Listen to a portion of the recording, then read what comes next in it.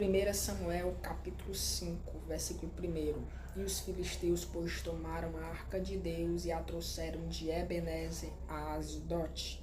Foi um momento muito triste para Israel, onde os dois filhos de Eli, Ofni e Finéias, que serviam como sacerdotes, porém tinham uma vida oculta de leviandade, eram prostitutos. Eles vão pegar a arca da aliança, tirar do seu lugar da casa do Senhor de Ebenezer e colocar na frente da batalha como um amuleto para ganhar a guerra. Porém, o Senhor não vai permitir eles ganhar. Eles perdem a guerra e a arca é tomada. Os filisteus levam a arca para Asdote. Ali colocam a arca na casa de um deus chamado Deus Dagon. Ali naquela casa moravam alguns homens para zelar, cuidar daquela casa. E eles colocam a arca da aliança de frente para a imagem do Deus Dagon. E diz que aqueles homens que dormiam ali para zelar a casa, eles escutam pela madrugada um barulho. E é a imagem de Dagon que cai por terra diante da arca do Deus de Israel. Porém, eles acham estranho, mas tornam a levantar a imagem do Deus de Dagon. E a Bíblia vai falar que pela madrugada seguinte, novamente, a imagem do Deus de Dagon torna a cair por terra e desta vez quebra parte dos braços e parte da cabeça, ficando como que só um tronco. E eles se assustam grandemente com aquilo e o Senhor fere os homens de Asdote com tumores e hemorroidas. E eles dizem, tira essa arca daqui. E resolvem levar a arca para Ecrom, para Gate.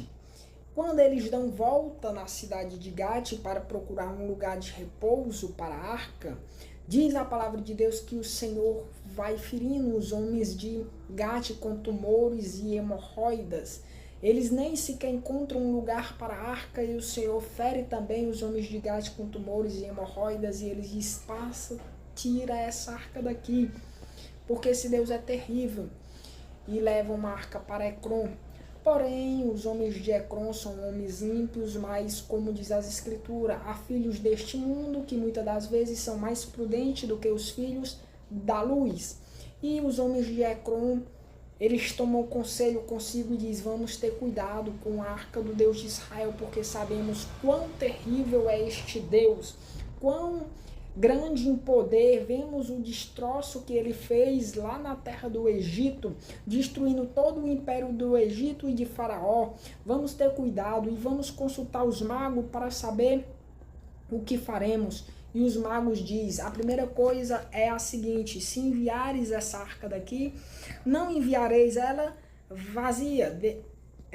O que há dentro dela, deixa dentro dela e não tirem nada. Segundo lugar, vamos fazer tumores, vamos fazer ratos e hemorroidas de ouro para aplacar a ira deste Deus, não sabendo eles que isto era uma loucura, idolatria perante o Senhor, iria apenas piorar a situação.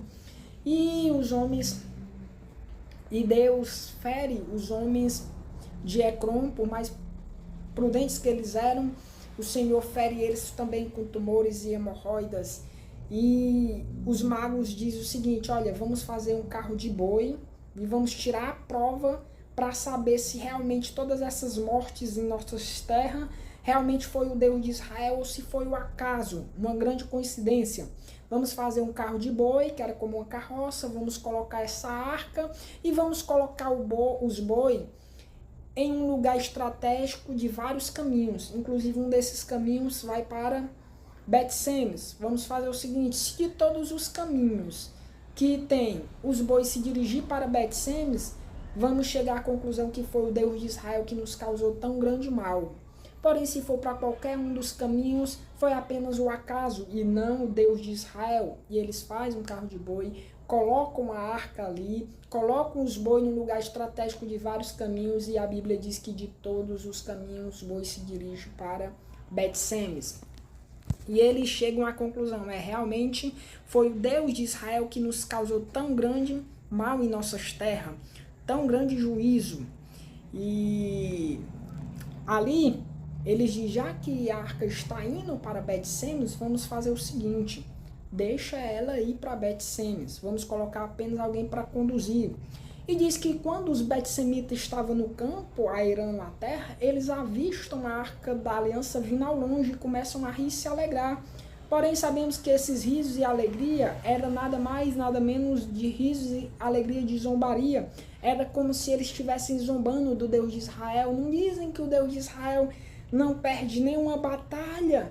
Olha ali o que os filisteus vêm trazendo. A arca do Deus de Israel. Desta vez, o Deus de Israel perdeu a batalha. Eles riram e se alegraram. Precipitadamente, zombaram do Deus de Israel. E diz que quando a arca chega junto a ele, eles cometem outra loucura. Eles tocam na arca, violam o propiciatório, que era a tampa da arca, para curiar o que havia dentro da arca. E havia um mandamento do Senhor de juízo que ninguém podia tocar na arca. Ninguém poderia tocar na arca de maneira leviana. E é por isso que havia as varetas e 4 levitas das mesmas estaturas levavam a arca a pé. Mas ninguém tocava na arca. E quando eles tocam na arca, diz que o Senhor fere de morte. No mesmo instante cai morto 50.070 homens. Nos originais fala apenas 50.000. Os originais gostam de trabalhar com números fechados. Mas 50.070 homens morreram de Bet-Semes. E eles caem em grande miséria e diz: tira essa arca daqui. E levam uma arca agora para Kiriat Jearim, na casa de um homem próspero e muito influente chamado Abinadab.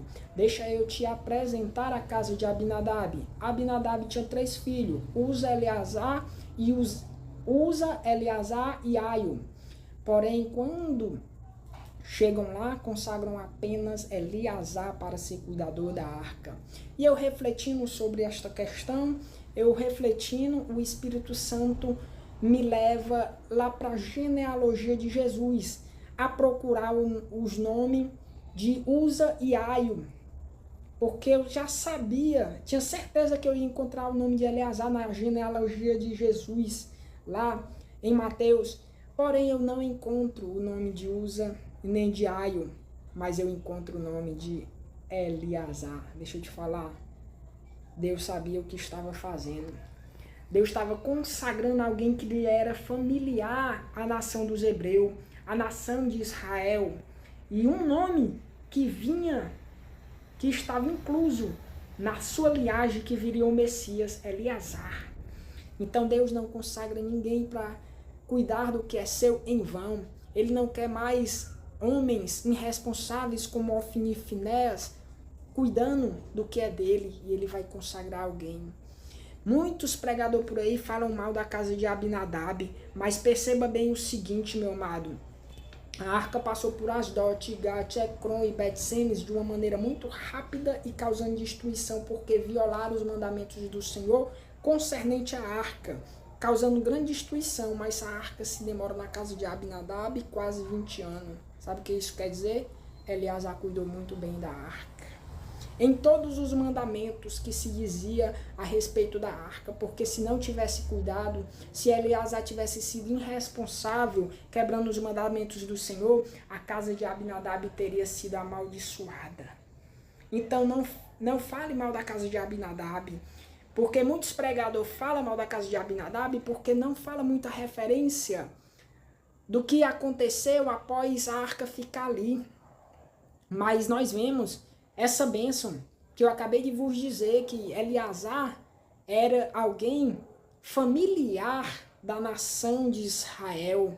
Muito embora Abinadab era um estrangeiro, mas Eleazar era alguém familiar à nação dos hebreus. Então havia uma bênção na casa de Abinadab grande. Mas depois de cerca de mais de 17 anos, Davi vai buscar a arca na casa de Abinadab, se informa que a arca está ali, ele já é apoderado como rei e vai buscar a arca na casa de Abinadab. Porém, quando ele chega na casa de Abinadab, os 2 filhos de Abinadab se apresentam na frente de Eleazar. Encostam Eleazar à parte, a escanteio, e se apresentam como se tivessem sido o cuidador. Ó, Davi foi, nós cuidamos bem da arca, né? E eles dão até um conselho a Davi: Davi, não vamos se estressar não, vamos Lembramos que quando essa arca chegou aqui foi num carro de boi, então vamos fazer um carro de boi e levar ela de volta para Israel. E fazem um carro de boi, colocam Aiô para ir guiando os bois e Uza vai atrás com Davi, junto à arca, e diz que quando Aiô ia guiando os bois, a Bíblia diz que os bois tropeçaram. Opa, boi é um animal de força, boi não tropeça em vento. Então vamos conjecturar, se os bois tropeçaram, foi numa grande pedra. Se era uma pedra, era uma grande pedra. Se era um buraco, era um grande buraco. Boi não tropeça em vento. Resumindo, Aiô estava desapercebido. Muita gente está levando a presença de Deus, está na frente da obra de Deus, levando a presença de Deus, mas está desapercebido. Vai vir tragédia. E diz que os bois tropeçam. Quando os bois tropeçam, a arca vai para cair. Quando a arca vai para cair, Uza novamente se apresenta para mostrar serviço para Davi. Olha, eu vou salvar a arca, mais uma oportunidade de eu mostrar serviço aqui, ser honrado pelo rei Davi. E segura a arca para não cair. Quando ele segura, o Senhor a fulmina como se fosse um raio, lhe parte no meio. Então Davi cai em desespero. Meu Deus, como eu vou dar conta do filho alheio? Como eu vou chegar na casa de Abinadab, um homem grandemente próspero e influente, e vou dizer que o seu filho morreu desta maneira? Meu Deus, como eu vou dar conta do filho alheio? E Davi se desespera, e ele para, e diz o seguinte: não posso levar mais a arca da aliança que tipifica a presença do Senhor de toda maneira. Eu não posso levar, então eu vou guardar ela na casa de um amigo meu aqui perto, chamado Obed-Edom. E a Bíblia diz que Davi deixa a arca ali. Não resolve mais levar a presença de Deus, a arca que tipificava a presença de Deus de toda maneira. Não leve a presença de Deus de toda maneira. Leve a presença de Deus de uma maneira séria, de uma maneira que o Senhor venha se agradar que você está levando a presença dele, e não de uma maneira leviana como Ofni e Finéias que morreram, como Uza e Aiô. Leve a presença do Senhor da maneira que ele se agrada. Esse é o resumo desta minha mensagem. E Davi coloca ali, diz a palavra do Senhor, que enquanto a arca esteve ali também na casa de Obed-Edom, grandemente foi abençoada a casa de Obed-Edom, prosperou grandemente. Mas isso não quer dizer que a casa de Abinadab não foi abençoado.